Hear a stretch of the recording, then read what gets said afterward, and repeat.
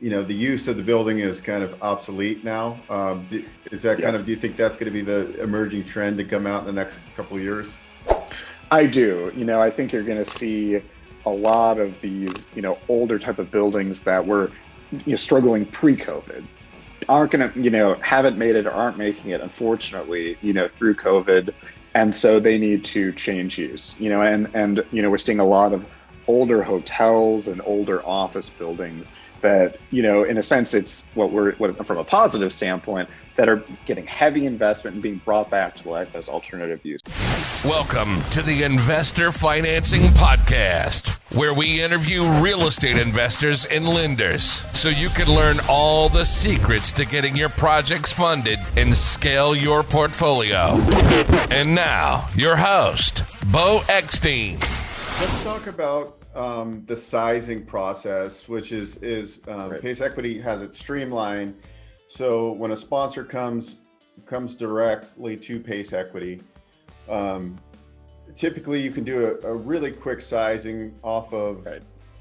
construction budget, a pro forma, really Right. a sponsor's resume, right? And you can really in a day's time turn around a indicative term sheet and do a sizing. Absolutely. Can you kind of talk about the underwriting or the sizing process, Sure. how you underwrite, the 5 pillars, and kind of go into that for the viewers here? Absolutely. And by the way, Bo, this is like one of the biggest things at PACE Equity that, we take very seriously. We have 100% track record of what we size and engage with our clients to closing. And that's important because, if you think about this tool, as I mentioned, part of it is capital, right? What's the interest rate, right? How much, am I getting through the structure? But the other half, and the much harder half, frankly, is complying with all these vastly different state structuring requirements. So you could have the best term sheet in the world, but if you can't figure out or can't meet those requirements, it really doesn't matter. That's why we have this internal process for the engineering study, for complying with those state criteria, for going through the whole process to get all the approvals that are required from many different parties. So it's always good to understand that that's going to be a major factor as to how you're closing and achieving that capital is meeting those requirements. So going back to the 5 pillars, as you mentioned, we look at 5 different things in order to size our projects. And some of them are financial. So for example, we're looking for underwriting requirements that we have through our direct fund of combined debt service coverage ratio. From an LTV, we like to be less than, say, 25% of the property value. We're looking for, some skin in the game, just like any lender would, of typically, 15%, thereabouts in our projects. So some of those are more, financial, so making sure they meet those requirements.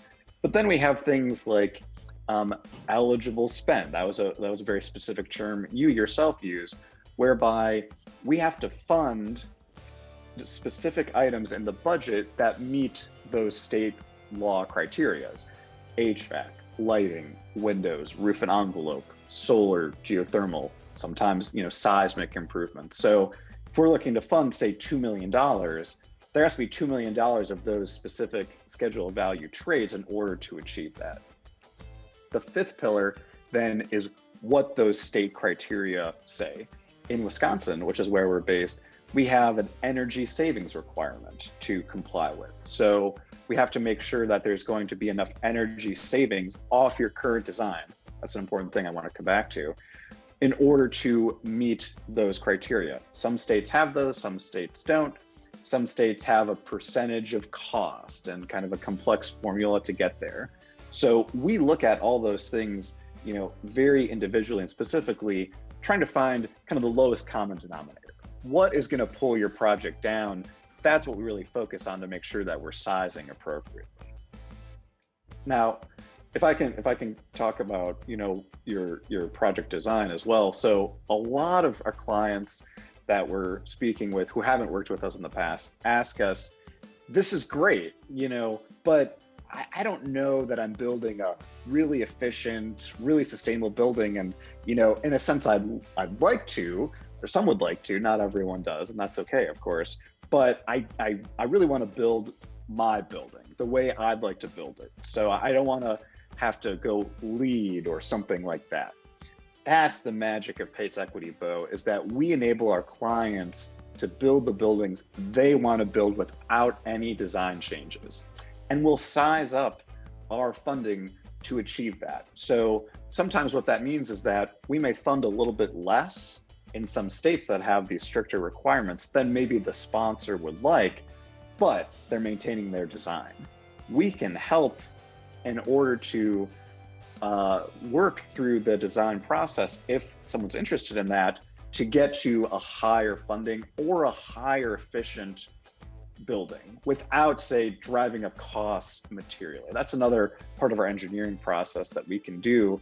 We can identify little changes that drive major efficiency, but not major cost.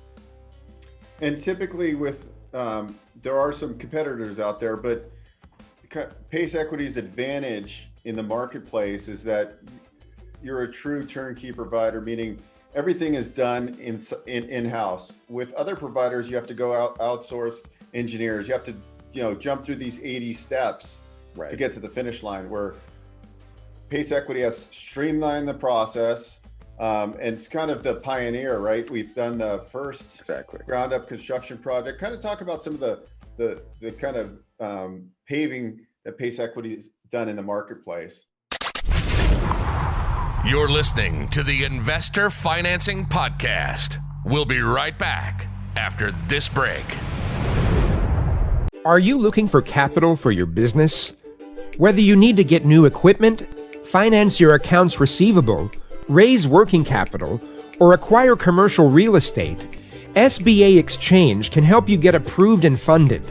SBA programs can also fund ground-up construction projects. The process is simple, and the initial consultation is free. Simply book a call. An advisor will call you at your desired time. We have built relationships with the top SBA lenders. We know their lending appetite. We will source and connect you with the appropriate lender. You will not waste time trying to figure out who to apply with and how to get started, and follow the process through to completion. We have streamlined the lending process from A to Z and work with you on all forms and documents to expedite your loan approval. SBA Exchange is the marketplace for SBA financing. Kind of talk about some of the kind of paving that PACE Equity has done in the marketplace a little bit here. Sure. So we are, and you're absolutely right. There's a couple of firms out there that do the funding portion of PACE. And by the way, they're great people. It's just a different approach that they're taking than we've taken. From our chair, the hard part about PACE is that work, that structuring, engineering, qualifying work. There's 100 steps to do in order to really get serious about funding a project. And until those are done, you can't really firm up what the funding is unless you're working with someone who basically has this 100% track record of saying, here's what we can do, and then actually achieving that through our turnkey process.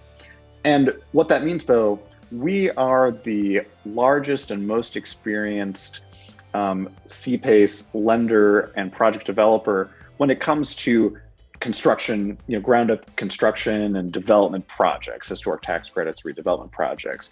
We've done the most, and as you said, we really paved the way. We funded the first new construction, which was a ground up hotel here in Milwaukee, the first redevelopment to use historic tax credits, new markets, opportunity zones. That's really where our bailiwick is. And look, we'd love to do any kind of project, where it makes sense. If it's just adding solar to a building, we love those projects too. But where I'd say we can add the most value to our clients is in those complex, from a financing standpoint, complex from a construction standpoint, development projects. Excellent. And so on retrofit deals, can you give an example of a recent retrofit deal where a building owner wanted to do some updates and renovations to increase efficiencies, increase value of the property? Can you just talk about a recent project with like the capabilities? It's not just for ground up construction and development. Absolutely. And then can you also dive into talking about what property types work for PACE? Yeah, absolutely.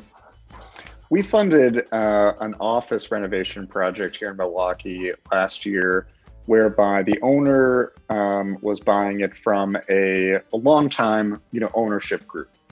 And what was interesting about this, it was an office building, and it was 100% gross leases. So the owner, in that case, they're paying all the utility bills, all the expenses for that building.